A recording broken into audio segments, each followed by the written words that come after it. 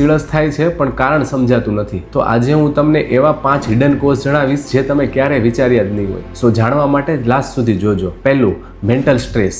Mental સ્ટ્રેસના લીધે શરીરમાં કોર્ટિસોલ હોર્મોન રિલીઝ થાય છે અને આ કોર્ટિસોલ હોર્મોન ઇમ્યુનિટીને વીક કરે છે અને હિસ્ટામાઇનને રિલીઝ કરે છે, જેના લીધે સીળસની શરૂઆત થાય છે. બીજું, ઉનાળામાં તડકામાં બહાર જાઓ છો જેમાં યુવી રેઝના લીધે ત્વચા પર રિએક્શન્સ પણ આવી શકે છે, જેને સોલાર અર્ટિકેરિયા કહેવાય છે. ત્રીજું, ઘણી વખત દવાઓ જેવી કે એન્ટીબાયોટિક્સ કે એસ્પિરિન તેના લીધે પણ શરીરમાં રિએક્શન્સ આવી શકે છે. ચોથું, ઠંડી હવામાં કે ઠંડા પાણીમાં નાહો છો અથવા એસીમાં રહ્યો છો જેના લીધે શરીરમાં ફોલ્લા નીકળી શકે છે. અને ફિફ્થ, પ્રેશર અર્ટિકેરિયા. ઘણી વખત ટાઈટ કપડાં હોય કે એકદમ બેલ્ટ હોય જે સ્કિન ઉપર પ્રેશર કરે છે અને જેના લીધે સીળસ ઉત્પન્ન થાય છે.